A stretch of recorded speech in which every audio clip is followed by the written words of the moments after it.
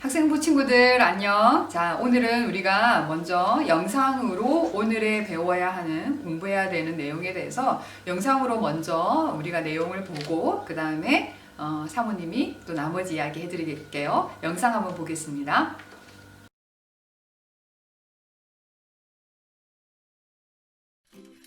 안녕 친구들, 나는 메간 선생님이에요. 안녕 친구들. 난 제시야. 다시 만나게 돼서 정말 반가워. 일주일 동안 잘 지냈지? 하나님께 예배하는 이 시간이 정말 즐거워. 오늘은 어떤 말씀을 들려주실까? 제시, 오늘 기분이 좋은가 보구나. 네, 정말 좋은 일이 있었어요. 그래? 어떤 일이 있었을까? 제시, 선생님도 궁금한데 이야기해 줄 수 있어? 어제 이모가 아기를 낳았거든요. 그런데 정말 귀여워요. 이제 같이 놀 제 동생이 생긴 거라고요. 제시, 진짜 좋은 소식이구나. 오늘의 성경 얘기에서도 모세라는 아기를 만나게 될 거야. 우후! 혹시 모세도 많이 울었나요? 제 사촌 동생은 정말 많이 울거든요. 엄청 시끄럽고요. 아기들은 많이 운단다. 아기 모세도 많이 울었지. 모세를 하나님이 어떻게 인도하시는지 오늘의 성경 얘기를 들어볼까?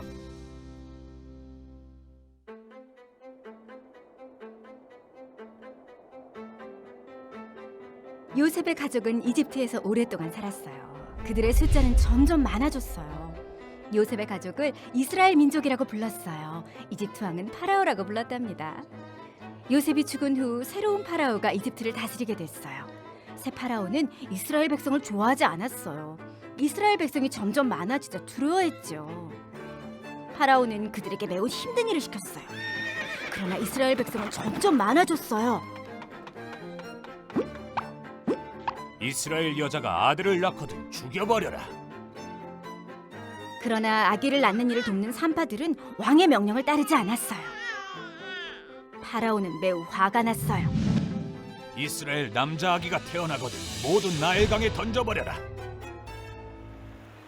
이때 이스라엘 여인이 아들을 낳았어요. 엄마는 아기를 숨겨서 키웠지만 아기가 자라자 더 이상 키울 수가 없었어요. 할 수 없이 갈대 상자에 아이를 누이고 나일강과 갈대 사이에 두었어요. 아기의 누나 미리암이 근처에서 숨어서 지켜보고 있었죠. 이집트의 공주가 목욕을 하러 나일강으로 나왔어요. 갈대 상자에서 울고 있는 아기를 발견했어요. 공주는 아기가 불쌍했어요. 그래서 아기를 공주의 아들로 키우기로 했어요. 미리암이 공주에게 아기를 돌볼 유모를 소개하겠다고 했어요. 공주는 허락했고 아기 어머니가 유모가 되었어요. 공주는 아기의 이름을 모세라고 지었어요. 어른이 된 모세는 이집트를 떠나서 양을 돌보는 목자로 살았어요. 이집트에 세워진 새로운 파라오도 이스라엘 백성을 힘들게 했어요. 하나님 도와주세요. 하나님 도와주세요. 하나님은 이스라엘 백성의 소리를 들으시고 모세를 보내 그들을 도울 계획을 세우셨어요. 어느 날 모세는 불이 붙었는데도 타지 않는 떨기나무를 보았어요. 하나님이 떨기나무에서 모세를 부르셨어요. 모세야, 모세야, 제가 여기 있습니다. 내 백성의 고통을 내가 보았다. 이제 내가 내 백성을 이집트에서 인도하여 내가 준비한 땅으로 데리고 가거라. 사람들이 하나님의 이름이 무엇이냐고 물으면 제가 무엇이라고 그들에게 대답해야 할까요? 나는 스스로 있는 자이니라. 스스로 있는 자가 나를 너희에게 보내줬다 하거라. 하나님은 모세에게 쉽지 않을 거라고 하셨어요. 이집트 왕이 반대하겠지만 반드시 하나님이 준비하신 땅으로 이스라엘 백성을 보내줄 거라고 약속하셨어요. 모세는 두려웠어요. 하나님, 저는 말을 잘 하지 못합니다. 다른 사람을 보내세요. 하나님은 모세에게 화를 내셨지만 모세의 형 아론을 그와 함께 보내기로 하셨어요. 네, 요셉으로 통해서 이집트에 정착하게 된 야곱의 가족들이 시간이 많이 지나면서 몇 수십 년의 기간 동안 수많은 민족으로 자라게 됐어요. 어마어마한 민족으로 자라게 됐어요. 이집트에 정착을 해서 처음에 70명으로 시작한 야곱의 가족들이 하나님이 복을 주셔서 번성하고 번성하고 번성해서 민족을 이루게 된 거죠. 근데 그 민족을 이루는 속도가 너무너무 빨랐어요. 그래서 예전에 친구들 병원이 가까이 있지 않았기 때문에 예전에는 전염병도 많았고 알 수 없는 병으로 아이들을 많이 낳았지만 굉장히 많은 아이들이 또 죽기도 하고 그랬거든요.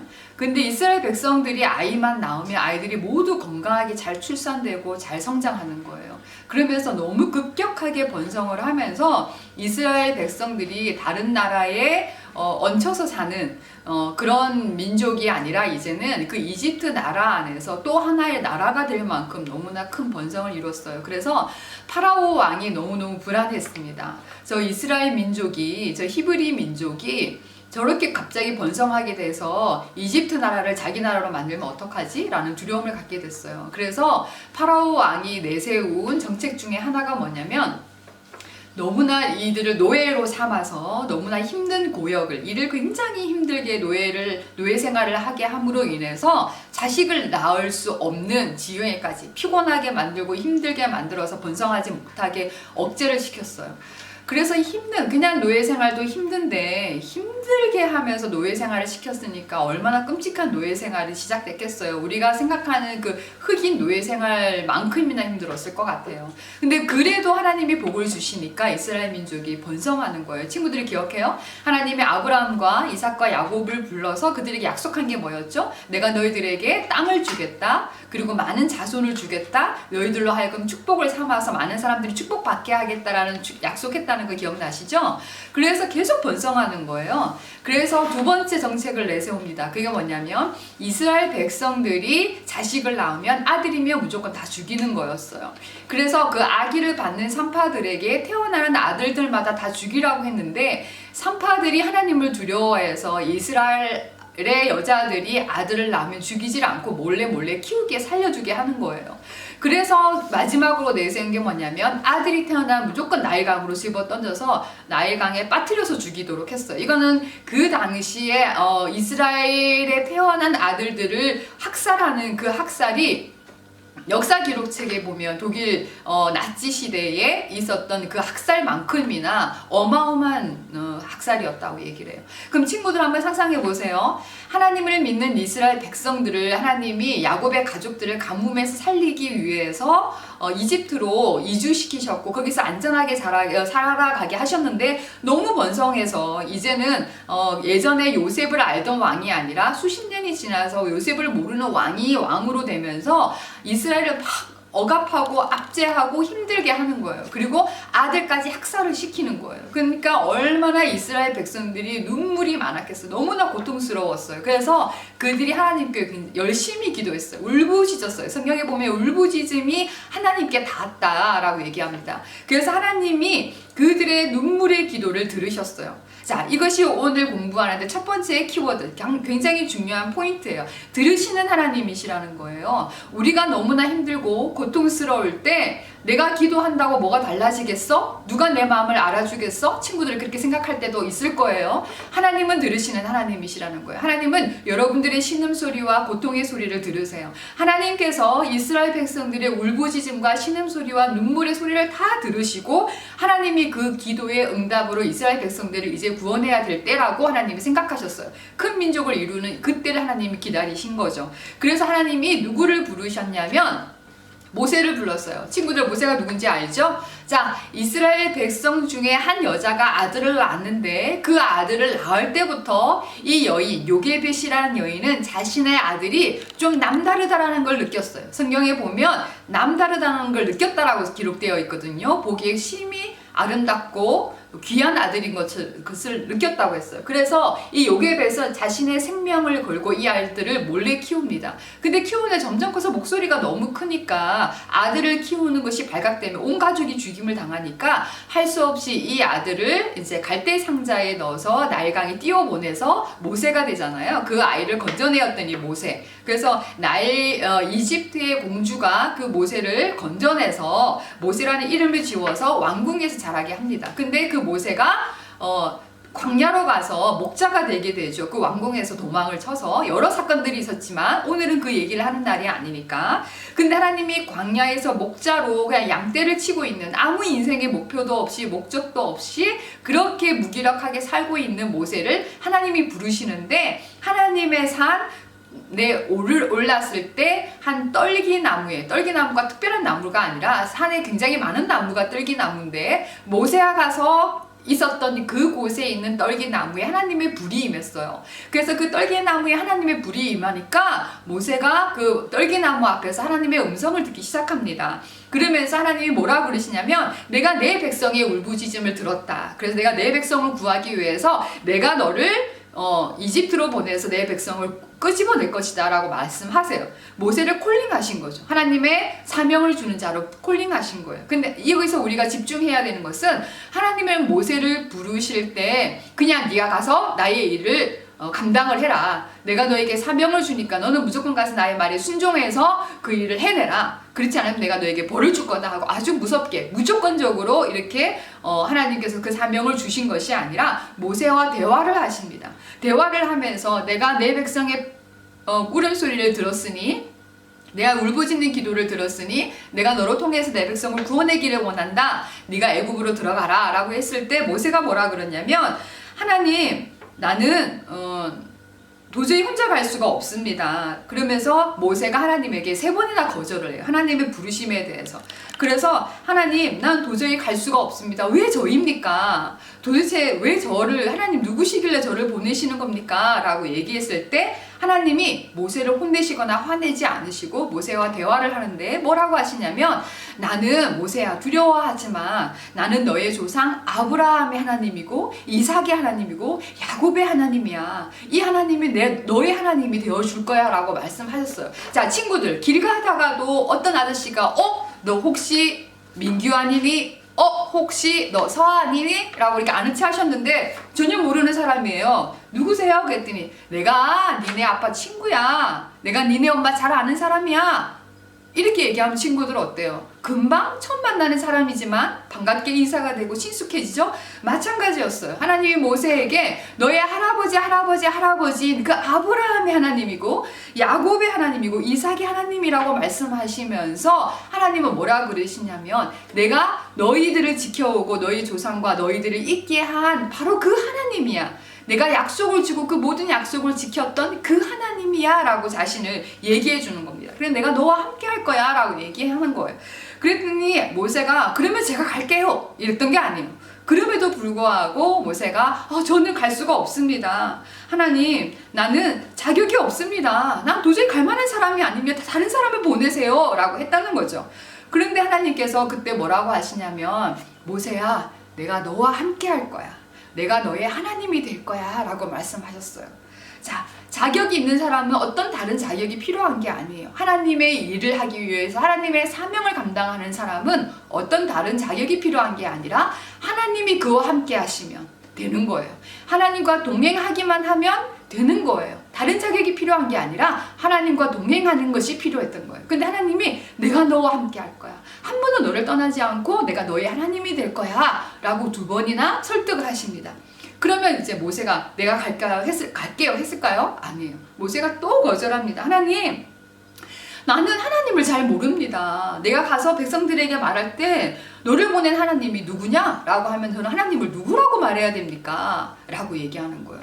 자, 친구들도 막상 다른 친구들에게 하나님을 전하려면 하나님이 누구시라고 잘 말할 수 있나요? 모세도 그랬던 것 같아요. 잘 말할 수가 없는 거예요. 하나님이 도대체 누구신지 말할 수가 없는 거예요. 이것은 뭐냐면 하나님을 자신의 하나님으로 만나지 못했어요. 어머니 통해서 들었고 조상들을 통해서 들었고 하나님을 믿는 민족이니까 듣기는 했지만 자신의 하나님으로 만나지 않았기 때문에 자기가 자신 있게 하나님을 말하지 못하는 거예요. 그랬더니 하나님이 지금 만나주시는 거예요. 이 떨기나무에서 살아계시고 말씀하시고 들으시고 함께 하시는 하나님이라고 모세에게 말씀해 주십니다. 모세는 이제 진짜 자신의 하나님을 만났어요. 떨기나무에서 음성으로 듣고 불 가운데 임하신 하나님을 만난 거예요. 그러면서 하나님이 말씀하십니다. 가서 말해. 나는 스스로 있는 자다. 애굽에 있는 모든 신들은 우상들은 사람들이 만든 거였어요. 금으로 만들고 돌로 만들고 나무로 만들고 온갖 것들을 형상으로 만들어서 우상을 섬기지만 나는 누군가가 만들어서 있는 것이 아니라 나 스스로 있는 하나님이야 라고 말할 때 모세는 어땠을까요? 나에게 듣는 하나님이 아니라 나에게 직접 오셔서 말씀하시는 하나님을 만나게 됐어요. 그런데도 모세는 또 못 간다고 하나님께 거절했어요. 하나님, 다 좋은데요. 저는 말을 잘 못합니다. 제가 얼마나 말도 잘 못하고 무식한지 모릅니다. 하나님, 도저히 저는 가서 그런 말들을 할 수 없고 그들을 설득할 수도 없고 무서운 파라오 왕을 내가 이길 수도 없습니다. 하나님, 저는 도저히 못 가겠습니다 라고 얘기해요. 그래서 하나님은 뭐라 그러냐면, 하나님께 필요한 사람은 연설자가 아니고 전달자인 거예요. 하나님이 뭐라고 말씀하시냐면, 내가 벙어리도 만들고 말 잘하는 사람도 만드는 것들 다 하나님이다. 그러면서 너는 내가 내 할 말을 너의 입에 담아주겠다라고 말했어요. 그렇기 때문에 하나님께 사명을 받고 하나님께 쓰임 받는 사람은 많은 사람들 앞에서 말을 아주 특별히 잘하고 연설을 잘할 수 있는 사람이 하는 게 아니라 하나님의 말씀을 잘 듣고 그냥 전달만 하면 되는 거였어요. 내 생각과 내 지식으로 말하는 게 아니라 하나님이 입술에 담아주시고 하나님이 말하게 하는 것만 전하면 되는 거였어요. 내가 너와 함께 하겠다. 내가 너의 입에 나의 말을 담아주겠다 라고 하나님이 약속하셨어요. 자, 오늘 이야기가 이 이야기입니다. 그래서 우리가 오늘 공부하시면서 친구들의 삶 가운데 하나님은 나의 기도를 들으시는 하나님이라는 걸 기억했으면 좋겠어요. 그리고 하나님께서 친구들을 불러 쓰시고 친구들을 부르실 때 나는 자격이 없고 나는 말을 못하고 난 하나님에 대한 믿음도 하나님을 잘 모르고 그것이 중요한 게 아니라 여러분과 함께 하시는 하나님을 기억하면서 하나님의 부르심에 반응할 수 있는 친구들이었으면 좋겠습니다. 자, 이 시간 기도하고 마치도록 하겠습니다. 하나님, 오늘도 감사합니다. 우리 중등부 친구들 함께 성경 공부했습니다. 하나님, 모세에게 주셨고 모세를 만나주신 하나님이 오늘 이 시간 우리 중등부 친구들을 만나주시고 그 삶 가운데 동행하여 주시옵소서. 하나님, 특별히 우리 친구들 가운데 지훈이가 한국으로 돌아가게 되었습니다. 그동안 함께 신앙생활하고 함께 이 외로운 외국에서 친구로 지낼 수 있도록 하나님 지훈이를 만나게 하시고 좋은 친구 삼게 해주셔서 감사합니다. 우리 지훈이가 새로운 한국에서 시작되는 새로운 시작 가운데 함께하여 주시고 하나님 학교에 잘 적응하고 좋은 친구들, 믿음의 친구들을 만날 수 있게 하시고 또한 좋은 교회를 만나게 하여 주셔서 지훈이가 정말 잘 성장하며 하나님의 비전이 있는 아이로 자라게 하여 주시옵소서. 이 모든 건 예수님의 이름으로 기도드렸습니다. 아멘. 자, 다음 주에도 그 다음과 2과로 다시 만나요. 친구들 안녕.